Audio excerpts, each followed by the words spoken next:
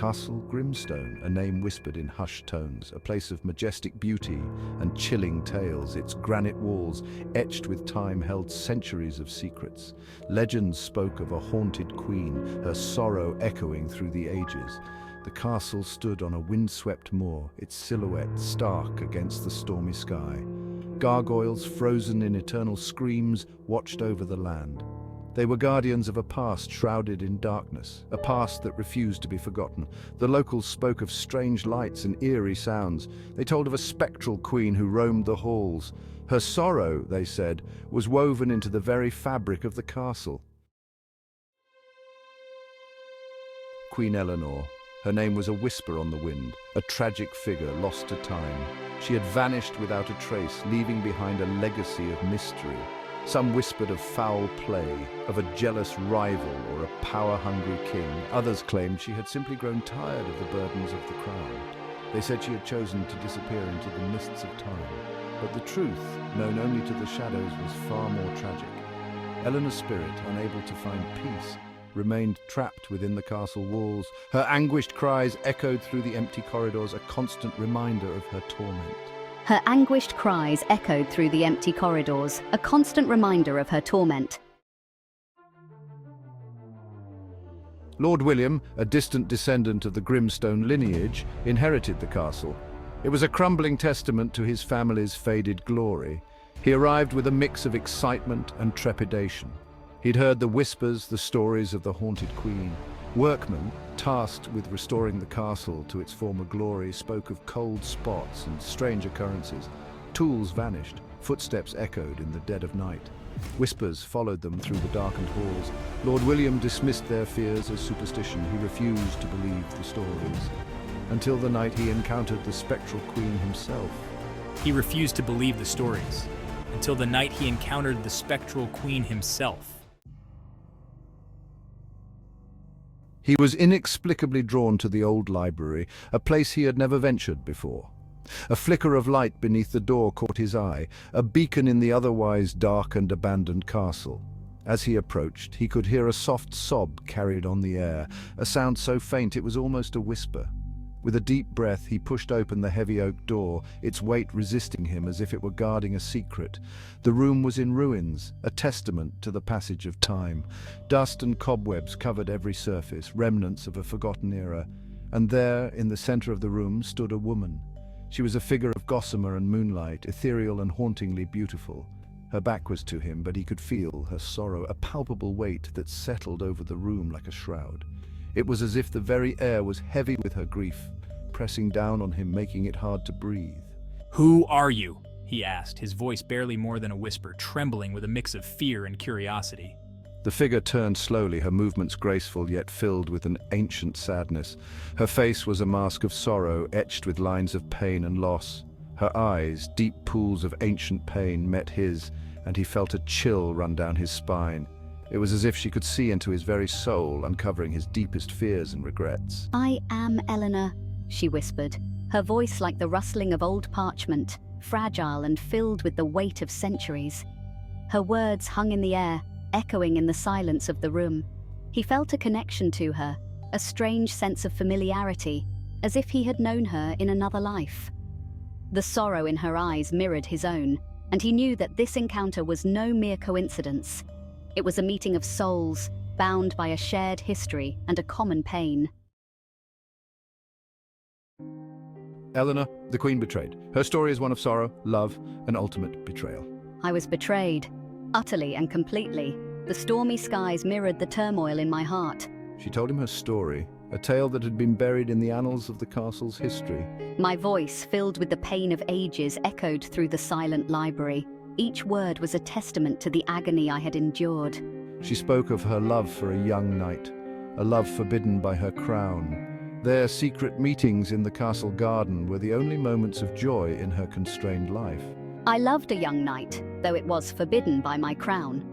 Our love was a beacon of light in the darkness of my royal duties. She spoke of her trusted advisor, driven by greed and ambition. He was a man who wore a mask of loyalty but harbored dark intentions. My trusted advisor, driven by greed and ambition, poisoned the king's mind against me. His whispers were like venom, slowly turning the king's heart to stone. He had accused her of treason, a crime she had never committed. The royal court was filled with tension as the accusations flew. He accused me of treason. The king, once my beloved, looked at me with eyes that no longer saw the truth. And she spoke of her imprisonment, locked away in the castle's highest tower. The walls of her cell were cold, a stark contrast to the warmth she once knew. I was imprisoned, locked away in the castle's highest tower. The chains that bound me were not just of iron, but of betrayal and heartbreak. Left to die, forgotten by the world she once ruled. The tower became her tomb, a place where time stood still. Left to die, forgotten by the world I once ruled. The vines that grew over the tower were like the memories that choked my spirit. Her death, she revealed, had not brought her peace. The mist that rolled through the courtyard was a constant reminder of her unrest. My death did not bring me peace.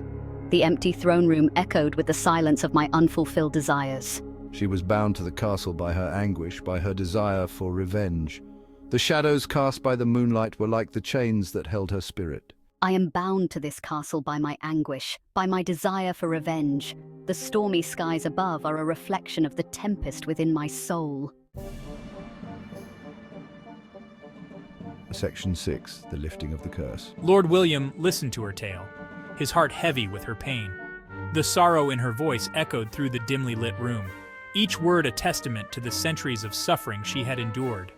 Her story was one of love lost and betrayal, a tragic tale that had left her spirit bound to the castle walls. He knew he had to help her. The determination in his eyes was unwavering, a resolve forged by empathy and a sense of justice. He could not stand by and let her continue to suffer in silence. The weight of her plight became his own, and he vowed to find a way to lift the curse. He would find a way to break the curse that bound her to the castle. The castle, once a place of grandeur and joy, had become a prison for her soul. He envisioned the day when the ethereal glow of freedom would replace the dark shadows of despair that loomed over the ancient stones. He would see her spirit freed. The thought of her finally finding peace gave him the strength to continue. He imagined her spirit, no longer bound by the curse, fading into the light, free to move on to the afterlife where she belonged. He scoured ancient texts, consulted with scholars of the arcane. The castle library became his sanctuary, a place where he spent countless hours poring over dusty tomes and manuscripts. Each page he turned brought him closer to the knowledge he needed to break the curse. He learned of a ritual, a way to appease the restless dead. The ritual was complex, involving ancient incantations and mystical symbols. It required precision and a deep understanding of the arcane arts. He knew that any mistake could doom her spirit to eternal unrest. He would need to gather objects of her past, objects imbued with her essence. These items were not just relics, they were pieces of her soul, fragments of her life that held the key to her freedom. Each object he found brought him one step closer to lifting the curse. He found her favorite book of poetry, its pages brittle with age. The poems within spoke of love and loss, mirroring her own tragic story. The book had been her solace in life, and now it would play a crucial role in her release. He found a silver locket she had worn, engraved with her initials. The locket, a gift from a long-lost lover, held memories of happier times. It was a symbol of the love that had once filled her heart, a love that had been cruelly taken from her. And he found a withered rose pressed between the pages of her diary. The rose, though faded and brittle, was a testament to the beauty and fragility of life. It was a poignant reminder of the love and loss that had defined her existence. With these objects in hand, Lord William was ready to perform the ritual and lift the curse that had bound her for so long. Section 7, Freedom's Embrace. The ritual was long and arduous. The air crackled with energy. He placed the objects on the altar in the castle's chapel.